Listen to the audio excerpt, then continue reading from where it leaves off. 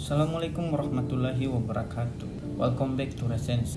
Islam merupakan agama yang memuat nilai-nilai moral adiluhung yang cinta damai. Sementara Islamisme merupakan gerakan politik yang diagamaisasikan. Islamisme tidak lain daripada gerakan politik yang mengatasnamakan agama. Politik identitas berbasis fundamentalisme agama ini merupakan musuh ciptaan baru bagi kapitalisme Amerika setelah komunisme runtuh di Uni Soviet pada tahun 1989. Bukan hanya fundamentalisme Islam, di belahan dunia lain juga sementara berkembang dan memicu friksi suatu fundamentalisme Buddha di Myanmar, fundamentalisme Hindu di India, dan Kristen di Barat.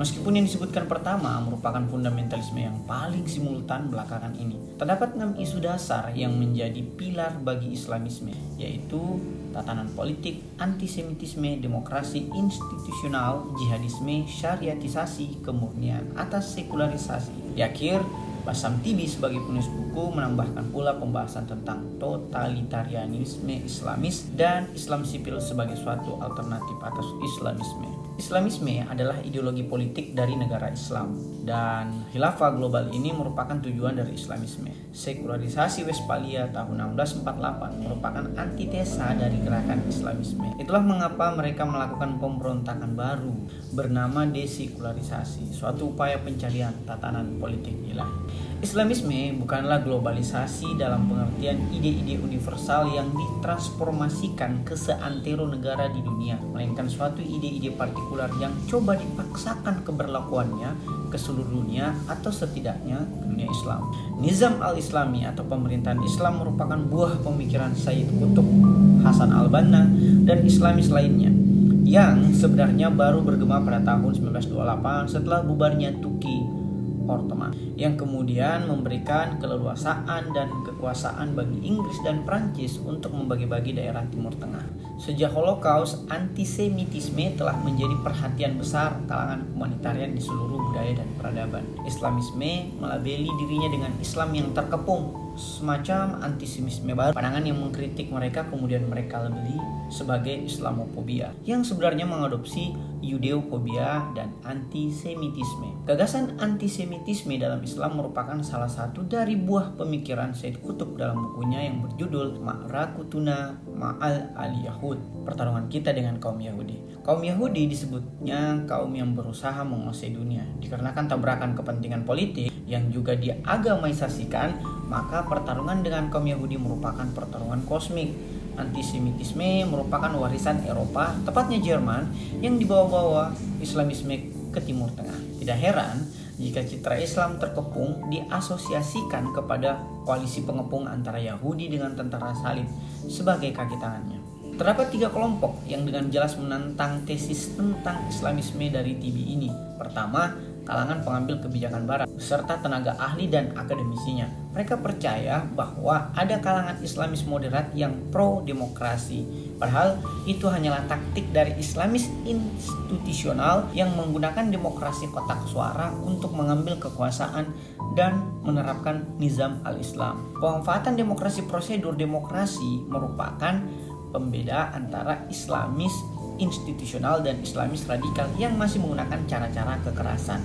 Namun tujuan para Islamis tersebut tetaplah sama, tatanan politik Islam versi mereka. Kedua, kalangan barat yang mengidap Islamofobia yang memukul rata antara Islam sebagai agama moral dengan Islamisme yang merupakan gerakan politik yang diagamaisasikan.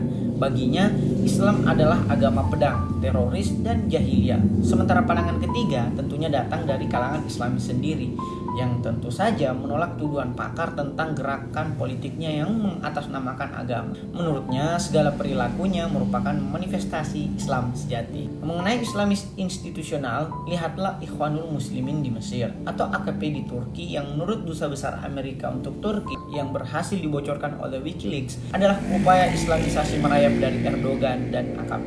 Jika memang kalangan Islamis institusional menerima secara tulus demokrasi, pertanyaannya kemudian, apakah ia dapat mengamalkan demokrasi secara substansif, yaitu pluralisme, hak asasi manusia, distribusi kekuasaan, dan keadilan sosial, dan bukan terbatas pada demokrasi yang berujung pada pemilihan di kotak suara.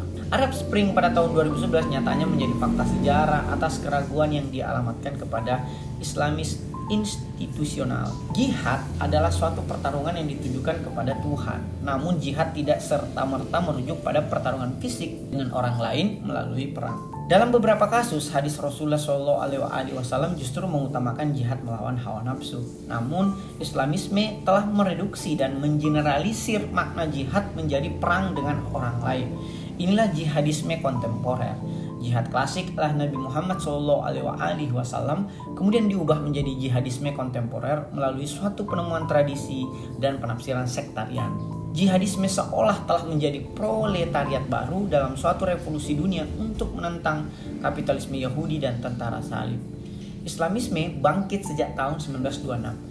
Pasca bubarnya Turki Ottoman, kemudian berkembang setelah kekalahan negara-negara Arab yang dipimpin penguasa sekuler melawan Israel dalam Perang 6 Hari pada tahun 1967 yang kemudian melegitimasi kalangan oposisi Islamis untuk menyebarkan tatanan politiknya sebagai solusi dari Islam untuk mengganti solusi impor dari Barat.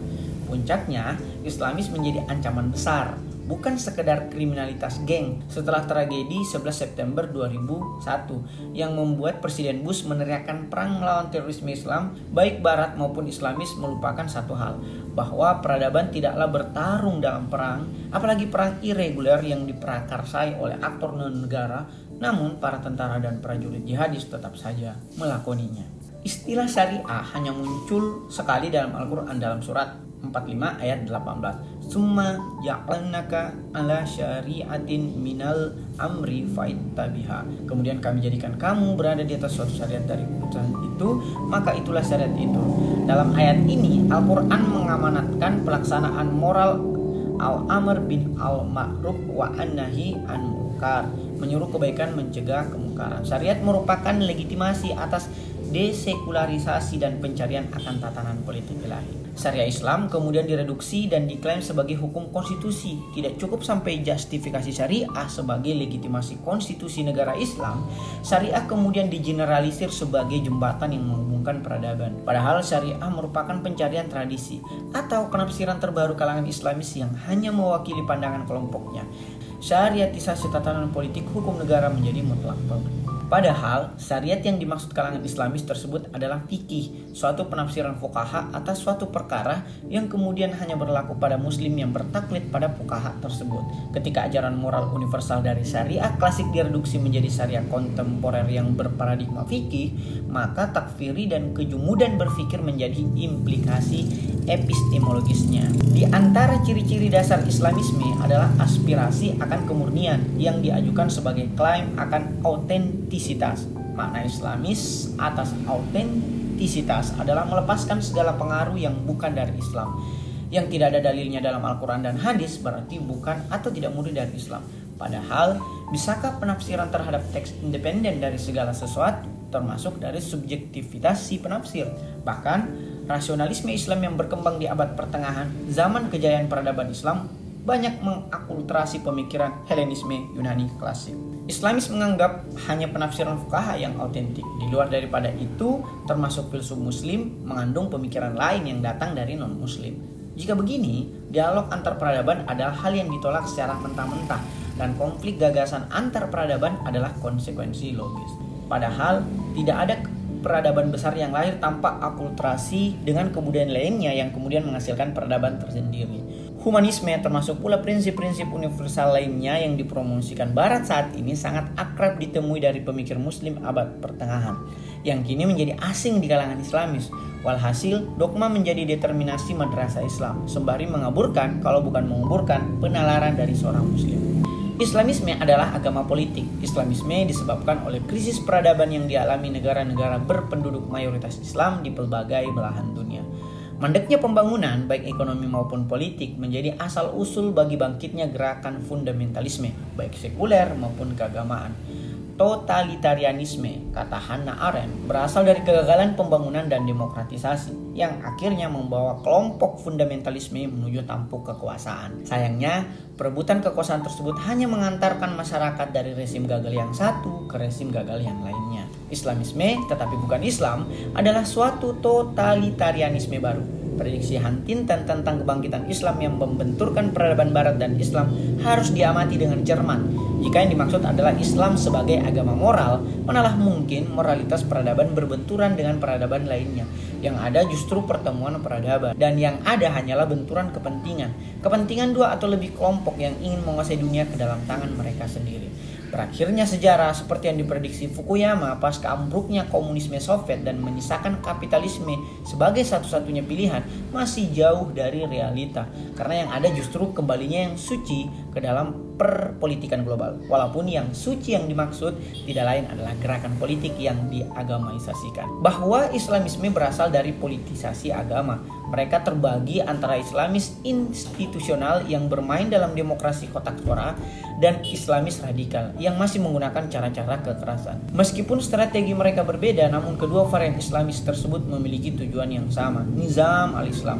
Keduanya pun merupakan fundamentalisme Islam yang juga merupakan bagian dari fundamentalisme agama yang tengah bangkit dalam 1 abad terakhir sebagai respon terhadap krisis peradaban dunia, khususnya di dunia ketiga. Apapun itu, seluruh fundamentalisme agama termasuk Islamisme adalah gerakan politik yang mengatasnamakan agama. Islamisme dengan Islam adalah dua konsep yang berbeda, namun subjek yang menjalankannya sama-sama kaum muslim. Dialog sesama manusia, apalagi sesama muslim, harus terus ditingkatkan demi peradaban manusia dan Islam itu sendiri. Modernitas budaya harus disambut sejauh tidak mencederai substansi berislam. Penolakan Islamis terhadap modernitas merupakan suatu kemenduaan, karena di sisi lain mereka memanfaatkan modernitas teknologi sebagai alat untuk mencapai tujuan mereka. Memanfaatkan teknologi modern sembari menolak nilai yang mendasarinya hanya akan berujung pada kejumudan berpikir dan berkarya dari umat muslim. Sudah saatnya kita menawarkan Islam sipil atau Islam madani atau Islam yang beradab yang oleh TB rujuk kepada Islam yang ada di Indonesia pasca Soeharto sebagai salah satu alternatif bagi Islamisme yang tengah mengancam umat Islam dan dunia pada umumnya. Ada pertanyaan?